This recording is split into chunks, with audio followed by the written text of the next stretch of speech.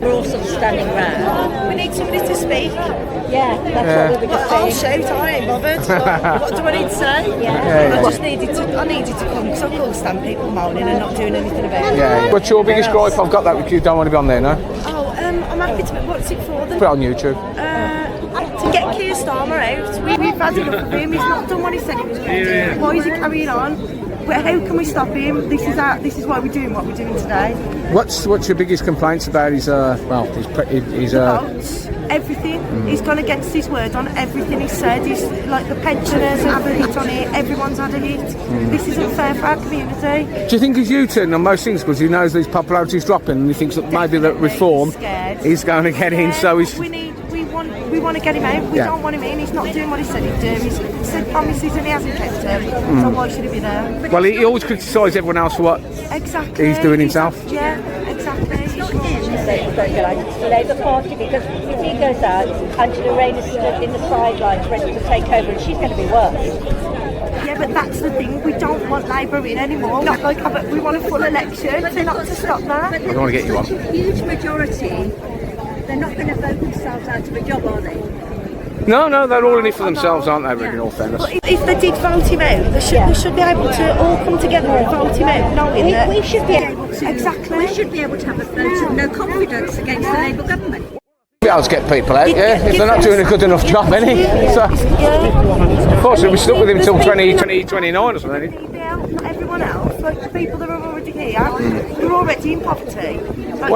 I suppose really when you look at the situation, you mentioned the boats there and actually the illegal immigration, and we all know that not everybody turning up on a boat is seeking genuine asylum, aren't they, really? And it's men, refugees are meant to be women and children, it's boats full of men, that's not fair, is it? No. So, not when we have a lot of homeless people on the streets ourselves that don't get any attention whatsoever. We need the help, like all the cuts that he's done. But everyone says in France all They get is the tent. So why is it when they come here, they get a house, they get everything? Well, in all fairness, if you was... I say again? We saw some in West Brom yesterday, all piling in the back of a van. Going to work? I don't know what they was doing. Well, they do work as well, don't they? They're supposed to. One Englishman. And he was rounding him up. It was like he was the carer. He was the protector. Cheap labour, aren't it? They're using cheap labour, and that's all on purpose. They'll bring they'll bring the wages down, so basically we'll be working for nothing because they'll be happy to come in and work for because they're getting free rent. Yeah, exactly. You know, and all the rest. A 12-year-old girl in France yesterday. And that's the other thing. They need to deal with it. It's the police, it's the government. I hate the government, I hate the police. They're not doing what they're supposed to do. They're meant to protect us, and it's all backhands. I live in Wednesbury, and exactly the same's happened there. And you know it's happened. It's most cities it's going to take over, really. And it's in Malvern, which was a really nice part of the country. It's beautiful. But they're there. And there's a hotel in the middle of Worcester, Sounds Hotel, which was a really... And you're not allowed to go anywhere near it. Well, no, it's all. There's one boy in Warwick Boyle. It's all fenced off, security guards. It's a beautiful hotel it was. They haven't got the same beliefs and values as us. If they want, like everyone else, our countries work for a long time. When in Rome, do the Romans do. Well, it doesn't work. I mean, the fact is, it's not exactly that people are gradually getting integrated into society. Not that we really want to, change our own culture. It's up to them, but don't ram it in our faces. We're British. I've been to many countries. We went to Egypt last year, didn't we? And when we went there, we respected them. There was in Ramadan at the time. Like, we respect their laws, their wishes. It was really it wasn't scary going to the pyramids, but we had a policeman escort. And it's because, but I respect that. Do you know what I mean? That's the British way, though, isn't it? Yeah. But why can't they respect us and accept what we are? And if they don't like it, go to where they can be who they want to be. But I still can't understand this thing about in France all they get is the tent, but here they get everything. Well, what you're going to do if you're over in France, like you say, and you're living in a tent in mud, but there's a chance of an 4 and 5-star hotel in the UK where you get fed, given money, but in that case, and you can work. Why aren't we just giving them tents? Yeah. Well, because it's like taxes and it's so by them paying out, like, we're a business, business. So by them paying out and having expenses, it's an offset. It's an offset to whatever they've got to do, whatever business they've got it under. That's the way I see it. When you look at the hotels, I mean, these places, you know, there's people are buying these places and renting them out for astronomical prices at the taxpayers' expense. You know, they're making absolute fortunes, and to me, it's they're stealing taxpayers' money. It's as simple as that. They're stealing taxpayers' money. So I just lost my church. Yeah. Because I spoke out. So the next part of this video features Reverend Canon Phil Harris, who will speak about what brought him to the attention of his church bosses for expressing his opinions and the consequences of doing so. The Reverend Canon Father Phil Harris, an Anglo-Catholic priest from St. James Church in the West Midlands. Reverend Harris spoke out on a number of issues, including free speech, two-tier justice in the UK, and notably his criticism of Keir Starmer in the aftermath of the Southport riots that resulted in the imprisonment of people reacting to the horrific events on that day in late July 2024. Following this, Reverend Phil Harris was sacked for his opinions and lost his church. He now carries out his services at a sports and social club in Cradley Heath in the West Midlands. Canon Phil has been featured on many platforms including GB News, Talk TV, YouTube channels, Toosie TV, Dan Wutton, and Liam Gelvin. The channel was fortunate and grateful to Phil for the interview he gave. He is currently trying to establish a building where he can carry out his services, but needs help in raising the funds to do so. See the link on screen and in description, and if you're able to support him, please donate to the fund at democracy3.org/save a church. Canon Phil Harris here at the Great British Strike, and we've got some people who are now starting to be a little bit more vociferous here, as people have just been standing because they are fed up of things and the situation currently in the nation, and the list is pretty cataclysmic. So I'm here offering my support, just to say, look, we can't carry on the way that we are. So what do you think are the main factors really that's affecting us at this moment in time? So we've got a whole catalogue of impoverished people in the nation. We've got borders open that we cannot, afford people coming in that are economic migrants, and there is no control on that. We've just seen a Prime Minister flip-flop over illegal immigration because he realises that he's in trouble. And so we now have, the political prisoners. I've got people shouting for Tommy Robinson in the background, but and what's happened to him this week is horrendous. But I just want to highlight Lucy Connolly. Absolutely. She's got 31 months for a tweet that people have said it's an incitement, for violence, and it's not, and it never was. And I've spoken out quite clearly about that. But I've got a 12-year-old girl who's missing her mother because her mom is a political prisoner, and it's shame, shame, shame. So we've got people who can't afford to heat their homes. We've got an overflow of illegal migrants in the nation that the nation can't stand. We've seen the nation change from the values that it inherently had, and we've got a rise of Islam as a religion or is a political system. It's far more than a religion. It's a political system of subjugation and submission. In fact, Islam means that, and it's affecting the whole of the nation because it's seeking to take over that which is a Christian country. So London, Birmingham, Manchester, key cities in our country are unrecognisable now from the cities that they were a short time ago. So the nation is really in trouble, and we have a government who is not adhering to the wishes of the people, but we have a government that is following its own agenda. We have a government who is undertaking things, giving away sovereign territory, things that were not in the manifesto.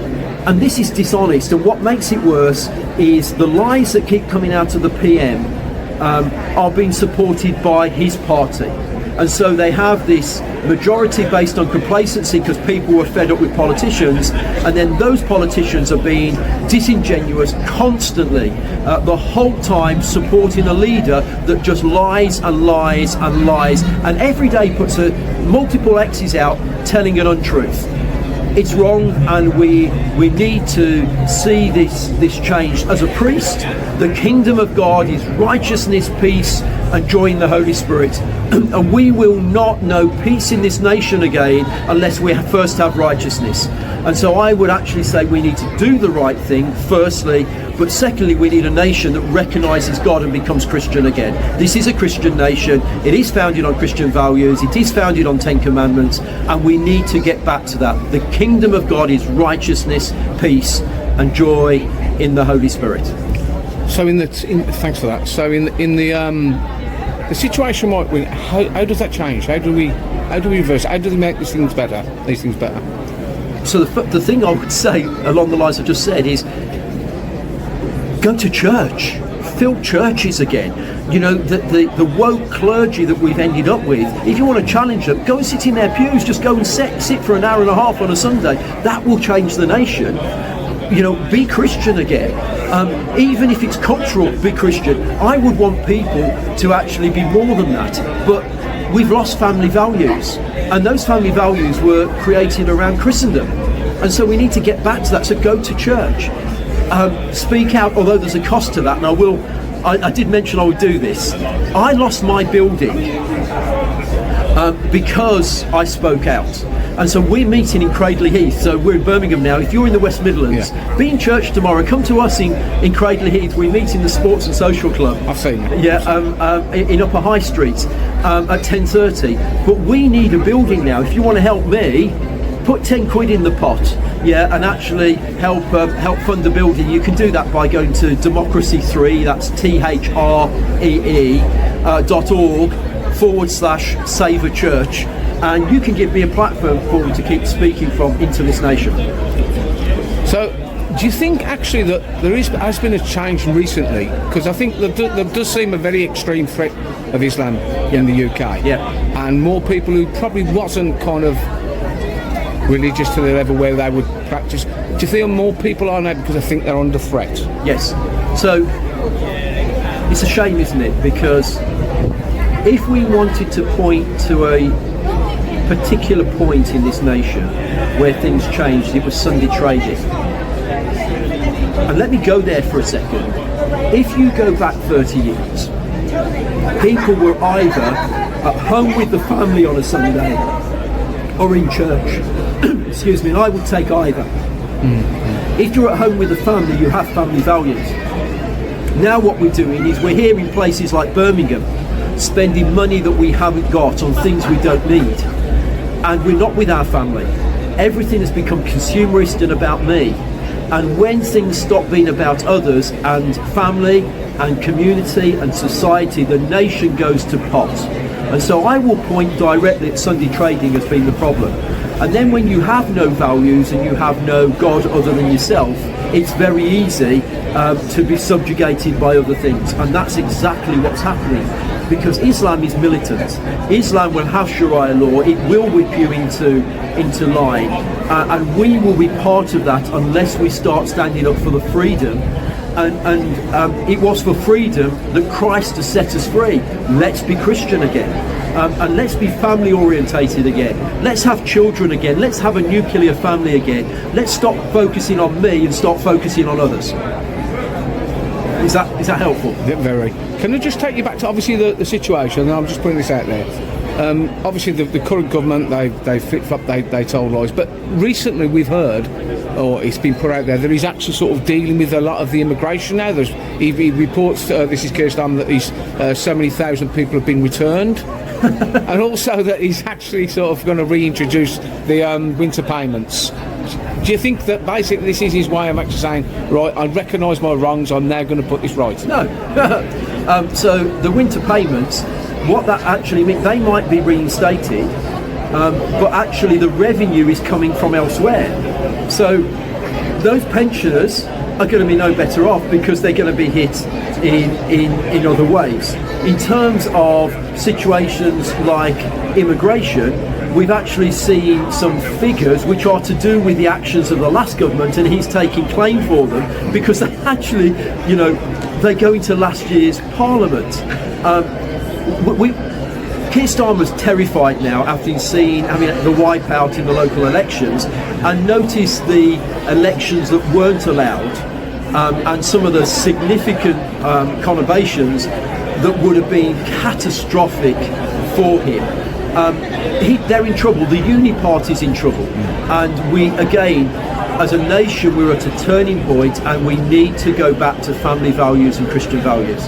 And you know, that's a priest saying that, yes, but actually it's a reality. Look at the nation when we were Christian. Look at the nation when we were founded on those values, and we thrived. That's where we need to go back to. So is this government going to change? No, it can't. A leopard doesn't change his spots. This government can't change their spots. I'd absolutely agree that the nation's in moral decline, and it has been for some time, and something needs to change. We're on a cycle. The rich are getting richer, and the poor are getting poorer. We've got, if you look at politicians now who are multimillionaires, and all that they've done is they've been student activists that found their way into politics and have become career politicians, and they will do anything to keep their seat. Where is the integrity of that? You know, there isn't any integrity in that, and so we have to rethink the whole thing. I am convinced the Uni Party's over. I think the Conservatives are now finished, and they're probably realising that. You know, the Labour Party certainly is. The question is, how long will this take? You know, to kill the country, you know, before something happens. And that's why we've got to stand here, you know, stand up for the nation, stand up for righteousness. And again, as a priest, I have to be righteous. You know, let righteousness flow down like rivers, and justice like ever-flowing streams, the prophet Amos says. And that's actually what I'm declaring, this righteousness that we need in our nation. So in terms of the political state, what is the answer? What is there a party out there that can change this? Are we looking for politicians or a new government to change this, or is it's other than obviously Christian values? What else can? I think that we're very quick to go politics. Politics has never given an answer to anything. You always end up with corruption somewhere. Excuse me, my voice. You've caught my voice now. You need a drink. You always end up with corruption if you rely on politicians. What we actually need is we need leaders. And we need leaders who are prepared to stand up and declare truths. And actually not be in it for themselves, but be in it for others. So who is that? That's the question. I'm waiting to see people, you know, rise up. I've been impressed with Rupert Lowe. Yeah. And I've been impressed with others, but I don't want to put my name to them. I think that would be unfair. But I'm looking for people to stand up and be counted, not for themselves, but for others. Well, part of that is the bottom line is we do have to remove the current people that's in power, because that's, you know, if we could do it tomorrow, it would. But like you said, how much damage is going to be done before that's possible, and that's a lot for a lot of people. We've got. Look, I'll tell you where we need to be. We need to be praying, because here's a problem we've got. Let's just say the government fell tomorrow. What would fill it? We'd actually have, you know, I think it's quite clear that a blue party would get in, a light blue party would get in. But what are the policies? And again, politics is not the answer. We need leaders, who are actually not going to be out for themselves, that they're going to be out for others. And I think that's my prayer for the nation. You know, more than actually trying to nail my colours to the, you know, some of the things that Nick Tenconi's saying are really good, and Nick's a friend of mine. You know, but I've had to say to Nick, and he will testify to this. Look, Nick, I can't come out for you. But we do need leaders. I'm a priest first and foremost. I will stand for righteousness, but we need leaders who are full of integrity, and that's where I would want to be. I've been looking, and I'm praying, God, help us. And in the nation of Israel in times past, when the nation cried out, God always answered, and God raised up a leader to actually fix the problem. And we have a whole book of Judges, that actually talks about that. The nation becomes desperate and cries out to God. That's where we need to be now. And I just wish that I think people are starting to cry out to God very privately, but they're starting to do that because they're desperate and they've got no other answer. Is that okay? Yes, brilliant. Okay. Great. Let's do it.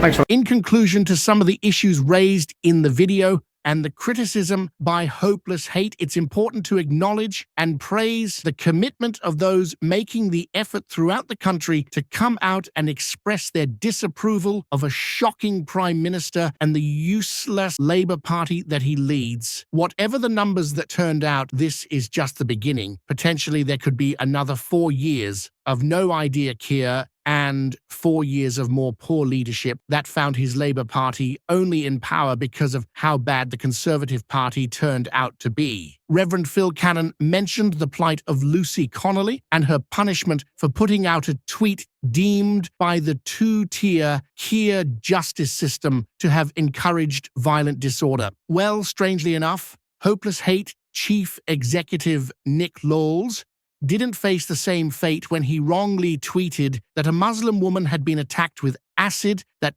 triggered a violent response from people within the Muslim community, even here in the Bawdsley Green area of Birmingham when a large gang attacked people in an area nearby.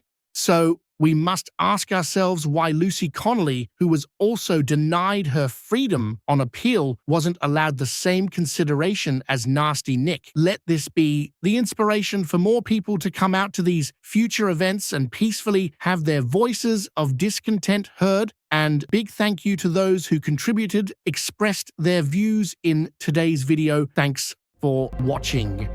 If you enjoyed the video, please give it a like, drop a comment, and if you haven't already done so, please consider subscribing to the channel.